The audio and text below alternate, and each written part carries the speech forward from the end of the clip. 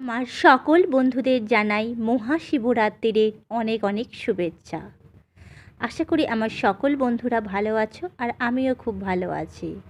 দীপিকার পূজাঘর YouTube চ্যানেলে আমার সকল বন্ধুদের স্বাগতম। আজ আমি এই মহাশিবরাত্রির দিন তোমাদের জানাবো শিবকে লিঙ্গরূপে পুজো করা হয় কেন। ভিডিওটি তোমরা সম্পূর্ণ দেখতে থেকো। লিঙ্গ অর্থাৎ প্রতীক বা চিহ্ন পরমেশ্বর শিবের নিগুণ ব্রহ্মসত্তার একটি প্রতীক চিহ্ন। ধ্যানমগ্ন শিবকে এই প্রতীকের সাহায্যে প্রকাশ করা হয়। হিন্দু মন্দিরগুলিতে সাধারণত শিবলিঙ্গে শিবের পুজো হয়। শিব আত্মধ্যানের স্বরূপে লীন থাকেন আর সব মানুষকেও আত্মনিমগ্ন তথা ধ্যানমগ্ন হতে উপদেশ দেন। লয়ং জাতি ইতি লিঙ্গম অর্থাৎ যার মধ্যে সমস্ত কিছু লয় প্রাপ্ত হয় তাই লিঙ্গ। লিঙ্গ শব্দটির উৎপত্তি সংস্কৃত লিঙ্গম শব্দ থেকে, যার অর্থ প্রতীক বা চিহ্ন। বাংলায় এই শব্দটি ব্যাকরণ শাস্ত্রে কোনো ব্যক্তি বা বস্তু, পুরুষ, স্ত্রী নাকি ক্লিপ প্রভৃতি চিহ্ন করতে ব্যবহৃত হয়। শিবলিঙ্গ শব্দের শাব্দিক অর্থ হল শিবের মাথা। শিবলিঙ্গের ওপরে 3টি সাদা দাগ থাকে যা শিবের কপালে থাকে, যাকে ত্রিপুণ্ড বলা হয়। শিবলিঙ্গটি প্রায়শই একটি ডিস্ক আকৃতির প্ল্যাটফর্মের মধ্য দিয়ে উত্থাপিত হয়। শিবলিঙ্গ হচ্ছে শিবের লিঙ্গ। দারুবনে শিব যখন ঋষিদের পত্নীদের নিয়ে যাচ্ছিল তখন শিবকে ঋষিরা অভিশাপ দেয় যাতে শিবের লিঙ্গ খসে পড়ে, তাণ্ডব চালায়, এতে বিশ্ব ব্রহ্মাণ্ড ধ্বংসের পথে যায়। এতে দেবতারা শিবের কাছে ক্ষমা চায় এবং তার লিঙ্গ পূজার সত্ত্বে এই তাণ্ডব লীলা থামায়। শিবলিঙ্গ 3টি অংশ নিয়ে তৈরি হয়। সবার নিচের অংশকে বলা হয় ব্রহ্মপীঠ, মাঝখানের অংশকে বলা হয় বিষ্ণুপীঠ এবং সবার ওপরের অংশ শিবপীঠ।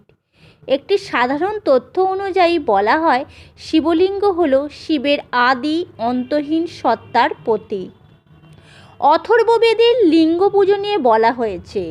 কারোর মতে এটি সম্ভবত লিঙ্গ পূজার উৎসব। কেউ কেউ মনে করেন যূপস্তম্ভ বা হাঁড়ি কাঠির সঙ্গে শিবলিঙ্গের যোগ রয়েছে। যজ্ঞের আগুন, ধোঁয়া, ছাই, মাদক, সোমরস, যজ্ঞের কাঠ বহন করার ষাঁড় ইত্যাদির সঙ্গে শিবের শারীরিক বৈশিষ্ট্য ও গুণাবলী লক্ষ্য করা যায়। মনে করা হয় পরবর্তীকালে যূপস্তম্ভ শিবলিঙ্গের রূপ নিয়েছে, তবে এখনও পূজিত হয় এমন একটি প্রাচীনতম লিঙ্গের নিদর্শন পাওয়া যায় গুড্ডিমালামে। এই লিঙ্গটি তৈরি হয়েছিল খ্রিস্টপূর্ব 2য় শতাব্দীতে। কথায় বলা হয় যত জীব তত্ত্ব শিব।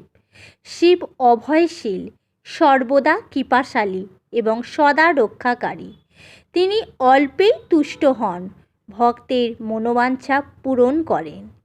কিন্তু ভারত জুড়ে শিবলিঙ্গরূপে বিরাজমান এবং পূজিত। শাস্ত্রে বলা হয়েছে এই দৃশ্যমান জগৎ সংসার সৃষ্টির বহু আগেই তিনি ছিলেন। তার আদি নেই, অন্ত নেই। ভগবান শিব ব্রহ্মস্বরূপ। তার পুজো হয় 2 ভাবে, মূর্তিতে এবং লিঙ্গে। তবে আমাদের দেশে লিঙ্গ পূজার চল বেশি। দেবাদিদেব মহাদেব নিরাকার, আবার তিনি সাকারও।